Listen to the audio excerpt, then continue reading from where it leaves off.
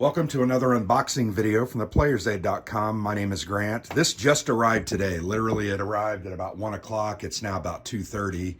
I've had a chance to kind of rifle through it, checking out the rulebook a bit and the components themselves. But this is Greek Tragedy, the Greek Civil War, 1944 to 1949. The game is published by Blue Panther, so this is one of their own games, not someone else's games. The game is designed by Patrick Stevens, and I believe this is a game that used to be done by someone else. I can't remember if it was like Shootsy Games or someone else, but this is now a Blue Panther edition. They've worked with Patrick to develop the game, change some things around. I know that I saw this at Buckeye Game Fest in early May, and I know they've made some changes since that time. But a unique and interesting looking game. This is not necessarily a direct or normal war game. I would classify this more as a team resource management game. But there also is combat and some overall military operations. But the game sees the communists and the monarchists trying to vie for control and power, but also then to rebuild the nation after the end of World War II, after Italian and German occupation and all the difficulties there. It's about rebuilding it. So that's kind of the focus of the game. This is one of their 2-inch boxes. A lot of times they come in, most of their games are in 1-inch boxes, but this one is a 2-inch box. I think it looks great. The package looks great. One of the things I do not like, and I've told this to Steve before, and I think I need to remind him, I don't like that on the spine they have the name of the game on both spines, but they don't have anything on the top of the game. And a lot of times I store my games sideways like this because I can fit 5 or so games in a cube, and then I can put 1 or 2 smaller games on top. It's a way for me to maximize my shelf space. So I can't do that with these because they don't put the name here on the spine. Not a big deal, but to me, it is somewhat of a big deal. So yeah, Greek Tragedy, 2 to 4 player resource management game set during the mid 20th century, the period of 1944 to 1949. The game plays in 90 to 120 minutes, so an hour and a half to 2 hours, 2 to 4 players, as I mentioned. Really great canvas board map. We'll look at that. There are 4 decks of cards. The cards have events as well as operations points and can be used to do a whole host of different things. But these are the 4 factions. You have 2 communist aligned factions and 2 monarchist aligned factions. So when you play a 2-player game, I think each player just takes on one of those decks. But in a 4-player game, everybody's going to control a different faction, and then 2 players are going to be on a team. So obviously there's some competition, even though the 2 sides are working together. But that should be an interesting dynamic, in my opinion. Nice little rule book, 20 pages. The text is pretty large, so it's not necessarily text dense. There's some full color graphics, nice paper quality, very durable, thick. The rules actually look fairly simple. Nothing overly complex. There are a bunch of iconography on the cards, but there's only like 8 different types, so it's not overly difficult. There's a look at the cards, and we'll talk about those here when I open the decks themselves. But you've got a title, a card value or ops point value there at the top. The faction alignment. This is a UN card, a reminder icon about what it is focused on. So right there, it's Red Cross for humanitarian aid. And then text effect for the event, and then the card numbers are at the bottom. There's some examples in there just to give you a feel and that's on the island of Crete. Each player has these kind of influence discs, for lack of a better word, that represent, I think, any number of things. They represent units and control and presence for the different factions. Some more examples there. Pretty well written. I also like that they called out some of the more important elements in the big blue boxes, just things to remember. Victory here. There's another example about supply. And then an explanation of some of the different boxes, socioeconomic, political boxes, the command structure, etc. So Patrick's the designer, Blue Panther irregulars, and I think that boils down to Ryan Heilman, Dave Shaw, and some others, I'm sure.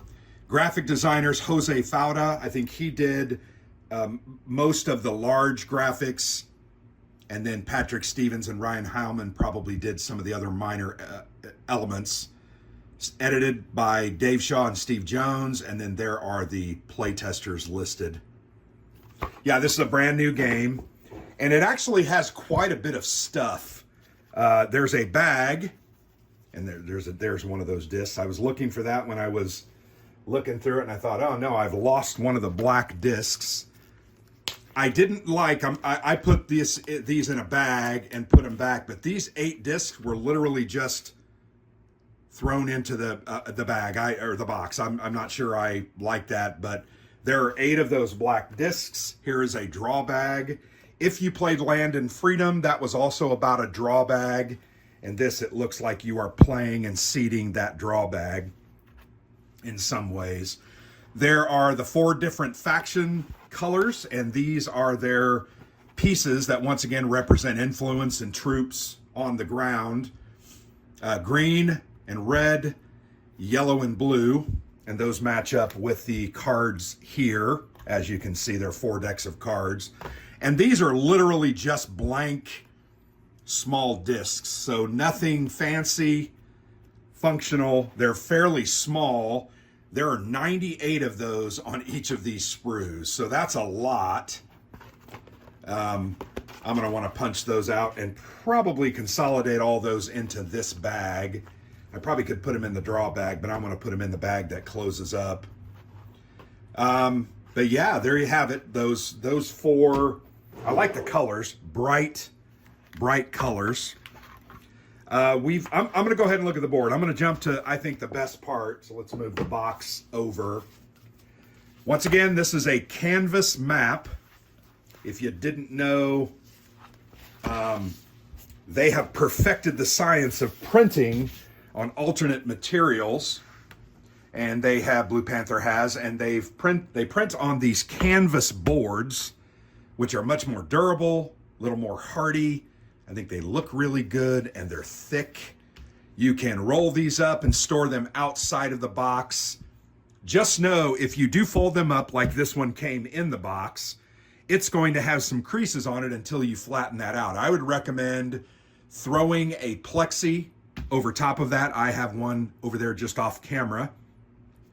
When I'm done here, I'll probably throw that on there just to flatten it out, and then I can roll it up and store it in I have a holder over there. But really great looking board of Greece itself. You have in the upper left, I'll pull that down a little bit, you have Albania, Yugoslavia, Bulgaria, bordering all those spaces. And then these different parts of Greece are divided into regions, different colored regions. You've got Thrace, Macedonia, Epirus, Thessaly, Euroa, Attica, Peloponnese, and Central Greece. And then you can see you have all different types of islands here, with Crete being at the very bottom. So this is the Aegean Sea, north and south, and then down here is the Mediterranean. And this is the Ionian Sea between Greece and Rome, Italy. Yeah, great looking board. You've got an administrative track here for tracking victory points. You've got turn order track down here in the bottom left, and you've got a number of victories. And then you've got your different types of cards here with the symbols. Remember I mentioned those symbols: political, ideological, humanitarian, infrastructure. Remember, you're trying to rebuild the country, diplomacy, and then this is the current card spot. So a really big board. I think you can kind of see that. It's really large and really stands out. I really enjoy the colors that they used. I think they look really good. Those are really beautiful, frankly. A very nice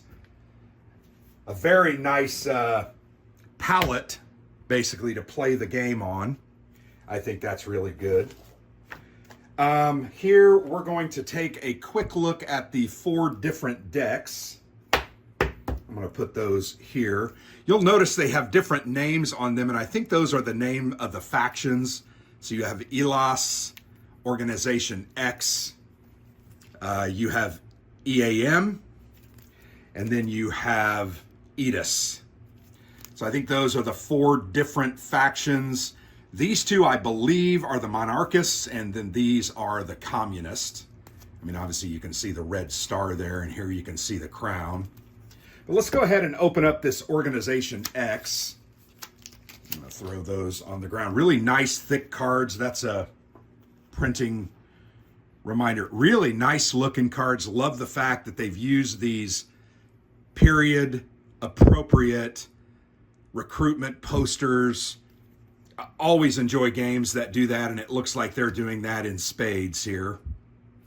But once again, you have a name, the value of the card, the symbol, and then look at enemy reserve, eliminate any card from it. So that's kind of the power of that one. Eliminate 1 deployed enemy card of opponent's choice. And you'll notice those are a theme. Those are kind of military or combat type cards. If played for muster, treat this card as a 2, volunteers. Here you have ideological, that's that symbol, and it's a UN card. When ideological resolves as a monarchist victory, you may flip a location containing 2 units. Really great looking cards, and my gosh, they found a lot of those recruiting posters. Excellent work, guys. I think that's a very important part of historical gaming, finding those period appropriate references. Let's go ahead and at least look at one of the other decks. Let's look at ELAS. Once again, that's a printing reminder. So you can see some propaganda there. Eliminate 1 reserve enemy card of opponent's choice. Fix bayonets. Add +3 each of your cards to each of your cards with a combat icon in all your battles this round. General strike. If played for infrastructure, treat this card as a 3. It's currently a printed 2 value, so that's important. Yeah, really great. And I'm telling you that they have a lot of these different, and they all appear to be unique and different. I don't think I saw any of these in the other deck. Maybe I did, and but these are great. Excellent work. I love multicolored palettes here for this game. That's fantastic. This is the EAM deck. Aoki Inatha. It's one of the many organizations there. Probably, I think these are based in, if I'm not mistaken, Cyprus, but maybe I'm wrong in that. But yeah, you can see just more different cards, all different types of cards. Every player has a deck of about 30 cards. So there's a lot that goes into this game. And here's the final one. This is EDIS. Put that printing thing, but more of the same. But these are blue. Excellent work there by the graphic productions team. Really looks to be a fantastic looking game.